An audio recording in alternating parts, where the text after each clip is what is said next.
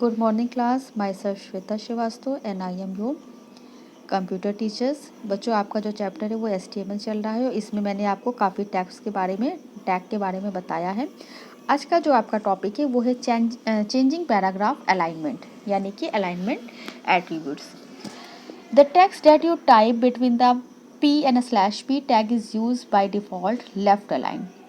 To change its alignment, you can use align attributes of a P tag, where alignment can either be left or a right or a center. Whatever will be the value of alignment, the paragraph will be the accordingly aligned. इसमें क्या होता है वो समझो। P N slash P के बीच में type किया गया टेक्स्ट बाय डिफ़ॉल्ट हमेशा लेफ्ट अलाइन में ही होता है। इसका अलाइनमेंट चेंज करने के लिए हमें P लाइन अलाइन एट्रीब्यूट का यूज़ करना पड़ता है, टेक्स्ट फॉर्मेट करना पड़ता है। इसके बाद आपका आता है सेंटर टैग। सेंटर टैग क्या होता है? The centralize a segment of a text in an alternative way is to use. Just type the text between center and a slash center tag. The appear centralize in the browser window. बहुत ही simple है। अगर हम किसी text को centre में लाना चाहते हैं तो हमें उसके लिए सेंटर और स्लैश सेंटर का यूज़ करना चाहिए। The formatting with base font and a font, ये क्या होता है टेक्स्ट फॉर्मेटिंग में? You have learned about font and a font size in a previous class. In a word processor, the font size 10 point is more or less same for the various, and the size 10 point is absolute font size. But with HTML instead absolute point size, most popular browser use a relative model for size font. इसमें हम क्या करते हैं, आपका text formatting में ही आता है। अधिकतर वर्ड प्रोसेसर में आपने देखा होगा जो फॉन्ट साइज एब्सोल्यूट होता है। इट्स मीन्स फॉन्ट साइज 10 से अधिक होने पे अधिक और कम होने पे कम होती है, लेकिन HTML में ये नहीं होता। इसमें ब्राउज़र फॉन्ट साइज के लिए रिलेटिव मॉडल का यूज़ करते हैं। इसमें साइज़ 1 to 7 की रेंज में होती है और बाय डिफ़ॉल्ट साइज़ 3 होता है, जिसे बेस फॉन्ट द्वारा सेट किया जाता है। अब आपका जो इसमें नेक्स्ट आता है वो आता है बेस फॉन्ट। बेस फॉन्ट क्या होता है? The base font tag lets you define the basic size for the font. The browser will use the render normal documents text, the text for which no other font size setting has been provided. ये basic size निर्धारित करता है। Browser किसी normal document text पर use करता है। ये size attributes के साथ यूज़ होती है, जिसकी वैल्यू डॉक्यूमेंट्स के बेस साइज पे निर्धारित करती है, जो कि 1 to 7 होती है।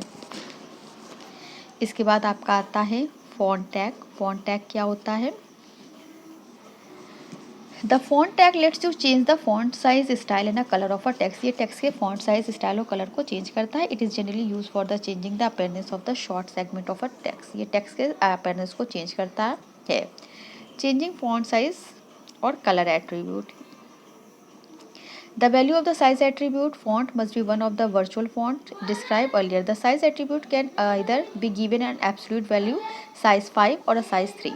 इसके बाद आपका नेक्स्ट आता है इसमें चेंजिंग फॉन्ट फेस। इसमें क्या होता है? Face attribute. You can also change the font size of the text you are displaying. This can be done by the using face attribute. इसके लिए हमें फेस एट्रीब्यूट्स का यूज़ करना पड़ता है। With face attribute a list of a font name is provided. यहाँ पे आपको फॉन्ट नेम की लिस्ट प्रोवाइड हो जाएगी इन क्लोज विथ कोट्स, जो कि कोट्स के अंदर होती है। Browser firstly try to the find out whether the first font name in the list of is supported by the or not. If the first font name is supported by the browser, then display the text is the font. Otherwise, it will display the text in the next font name which is supported by it. If no font name in the list is supported by the browser, then the browser render the text by default. अब इसके बाद आपका इसमें next आता है horizontal rules. ये क्या होता है? Horizontal rules give you a way separate section of your documents visually. आपके डॉक्यूमेंट्स को एक सेपरेट सेक्शन देता है। इसके बाद आपका आता है next size attributes. You can very a ROUGE size and a with. ये रूज मतलब साइज की विथ और थिकनेस को बढ़ाता है। अब इसके बाद आपका नेक्स्ट आता है no shade attributes. As you can see in the output of example 12, the bigger horizontal rules appear in a 3D rules to have a flat 2D rules at the node shade. You can see the effect of the node shade in the output of a example. इसके बाद आपका आता है with attribute.